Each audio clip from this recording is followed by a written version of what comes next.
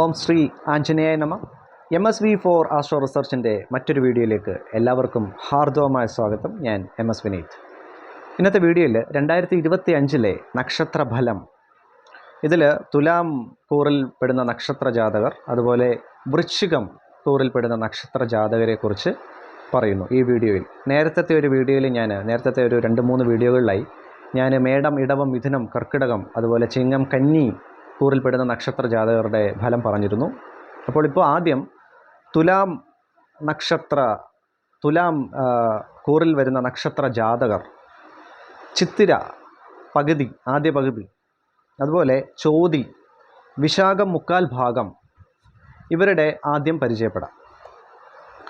ഇവർക്ക് ഇപ്പോൾ ഈ വർഷം നിങ്ങൾക്കറിയാമല്ലോ, രാഹു കേതു മാറ്റം മേയിലുണ്ടാകുന്നു. അതുപോലെ വ്യാഴമാറ്റമുണ്ട്. വ്യാഴം ഇടവം രാശിയിൽ നിന്ന് മിഥുനം രാശിയിലേക്കും, അവസാന ഭാഗം ഇപ്പോൾ ഒക്ടോബർ 18 കർക്കിടകത്തിലെത്തുന്നു. പിന്നെ തിരിച്ച് വീണ്ടും ഡിസംബർ വാരത്തിൽ മിഥുനം രാശിയിലേക്ക് വ്യാഴം വ്യതിയാനമുണ്ടാകുന്നു, രാശി വ്യതിയാനങ്ങൾ ഉണ്ടാകുന്നു. അപ്പോൾ അതിൻ്റെ എല്ലാം ഫലം ഈ ഒരു രാശിക്കാർക്ക് കിട്ടുന്നതാണ്. അതുപോലെ ശനിമാറ്റം, മാർച്ച് 29 ശനി മാറുകയാണ്. ശനി മീനം രാശിയിലോട്ട് ചേക്കേറുകയാണ്. അപ്പോൾ അതിൻ്റെ അടിസ്ഥാനത്തിൽ ഉള്ള ഒരു ഫലമാണ് ഞാൻ പറയുന്നത്. ആദ്യം വ്യാഴമാറ്റത്തെ സവിശേഷതകളിലേക്ക് വരാം. വ്യാഴം മാറുന്നതിനനുസരിച്ച്, വ്യാഴം ഇപ്പം മിഥുന രാശിയിൽ വരുന്നതനുസരിച്ച് ഒരു ജൂൺ മാസത്തോടു കൂടി നിങ്ങൾക്ക് ജോലിയിൽ നല്ല രീതിയിലുള്ള ശോഭനം പറയുന്നു, ധനപരമായുള്ള നല്ല കാര്യങ്ങൾ പറയുന്നു, നിങ്ങൾക്ക് നല്ല ഇൻക്രിമെൻറ്റ്, അങ്ങനെയുള്ള ജോലി തടസ്സങ്ങളൊക്കെ ഉണ്ടെങ്കിൽ മാറിക്കിട്ടുന്നു. പുതിയതായി ജോലിക്ക് ശ്രമിക്കുന്നവരുണ്ടെങ്കിൽ അത് നല്ല ഒരു സമയമാണ്. 2025 ജൂൺ മാസം മുതൽ അങ്ങോട്ടുള്ള ഈ ഡിസംബർ മാസം വരെ നല്ല സമയമാണ്. അപ്പോൾ ഇങ്ങനെയുള്ള കാര്യങ്ങൾ ജൂൺ മാസമല്ല, ജൂൺ മാസം മുതൽ ഡിസംബർ മാസം വരെ നല്ല സമയമാണ്. അതുപോലെ പ്രത്യേകിച്ച് ഇൻവെസ്റ്റ്മെൻറ്റ്സ്, ഈ ബിസിനസ് കാര്യങ്ങളിലൊക്കെ ശ്രദ്ധ കേന്ദ്രീകരിക്കുന്നവർക്കും നല്ലൊരു വർഷമാണ് 2025. ഇങ്ങനെയുള്ള കാര്യങ്ങൾ നല്ല രീതിയിൽ നിൽക്കുന്നുണ്ടെങ്കിലും ചില മോശം കാര്യങ്ങൾ കൂടി 2025 നിങ്ങൾക്ക് പറയുന്നതാണ്. കാരണം 5-ാം ഭാവത്തിൽ രാഹു, അതൊരു ദോഷ വീക്ഷണമാണ്, ഒരു ദോഷഗ്രഹമാണ്. 5-ൽ രാഹു നിൽക്കുക നിങ്ങളുടെ കുട്ടികൾക്കുള്ള പ്രശ്നങ്ങളാണ് അതിൽ കാണിക്കുന്നത്. പ്രത്യേകിച്ച് പഠിക്കുന്ന കുട്ടികൾക്കെല്ലാം കുറച്ച് ഒരു മന്ദത, കുറച്ച് ഉഴപ്പ്, ശ്രദ്ധ കേന്ദ്രീകരിക്കാനുള്ള ബുദ്ധിമുട്ട്, ഇങ്ങനെയുള്ള കാര്യങ്ങളൊക്കെ ഈ ഒരു വർഷം കാണിക്കുന്നു. പ്രത്യേകിച്ച് കോമ്പറ്റേറ്റീവ് എക്സാംസൊക്കെ എഴുതുന്നവർക്ക് കുറച്ച് പാടായിട്ടുള്ള ഒരു വർഷമാണ്. നിങ്ങൾ പ്രതീക്ഷിച്ച രീതിയിലുള്ള റിസൾട്ട് കിട്ടാനൊക്കെ ബുദ്ധിമുട്ടുള്ള ഒരു വർഷമാണ്. അതിനുള്ള തടസ്സങ്ങളൊക്കെ ഉണ്ട്. ആ തടസ്സങ്ങൾ മാറണമെങ്കിൽ രാഹു പ്രീതി, മണ്ണാർശാല, അങ്ങനെയുള്ള വെട്ടിക്കോട് നാഗരാജ ക്ഷേത്രം, അങ്ങനെയുള്ള രാഹു പ്രീതി നേടുകയാണെങ്കിൽ കുറച്ച് നിങ്ങൾക്ക് ദോഷം മാറിക്കിട്ടുന്നതാണ്. അതുപോലെ ഹനുമാൻ സ്വാമി പ്രീതി നേടുകയാണെങ്കിൽ രാഹുദോഷം മാറുന്നതാണ്. അങ്ങനെയൊക്കെ ചെയ്തിട്ട് പോവുകയാണെങ്കിൽ നിങ്ങളുടെ തടസ്സങ്ങൾ മാറും. അതുപോലെ വിഘ്നേശ്വര പ്രീതി നേടുകയാണെങ്കിൽ വളരെ ഉത്തമം. അതുപോലെ ശത്രുക്കൾ, നിങ്ങൾക്കും ഈ തുലാം കൂറിൽ വരുന്ന നക്ഷത്ര ജാതകർക്കും ശത്രുക്കൾ നല്ല രീതിയിൽ കാണിക്കുന്നു ഈ ഒരു വർഷം. പുതിയ ശത്രുക്കൾ ഉണ്ടാവാനുള്ള സാധ്യതകൾ കാണിക്കുന്നു. അതും ഒന്ന് സൂക്ഷിക്കുക. ചിലപ്പോൾ അടുത്ത മിത്രങ്ങൾ പോലും, ബന്ധുമിത്രാദികൾ പോലും ശത്രുക്കളായി മാറിയേക്കാം. അപ്പോൾ ഒന്ന് സൂക്ഷിക്കുക ഈ ഒരു വർഷം. ബാക്കി കാര്യങ്ങളെല്ലാം പിന്നെ ഞാൻ കന്നി രാശിക്കാർ പറഞ്ഞ പോലെ തന്നെ, ഇപ്പം കന്നി കൂറിൽ പറഞ്ഞ പോലെ തന്നെ നയന സംബന്ധമായ പ്രശ്നങ്ങളും നിങ്ങളെ ചിലരെയെങ്കിലും അലട്ടിയേക്കാം.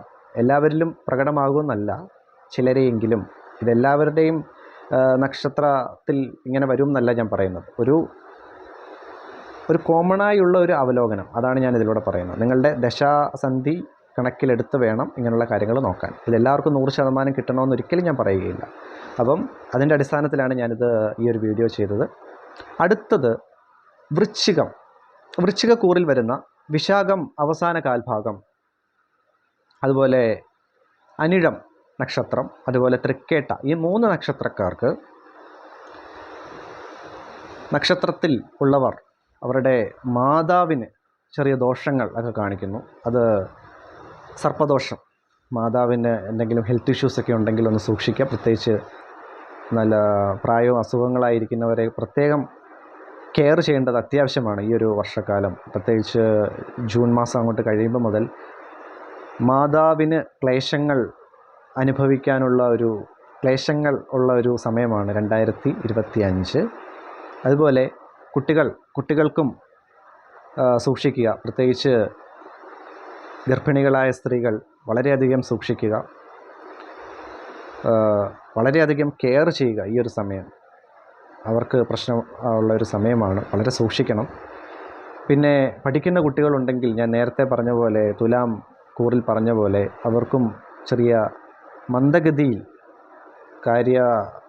ആ ഒരു ശ്രദ്ധ കേന്ദ്രീകരിക്കാനുള്ള ബുദ്ധിമുട്ട് ഇവർക്കും കാണിക്കുന്നുണ്ട്.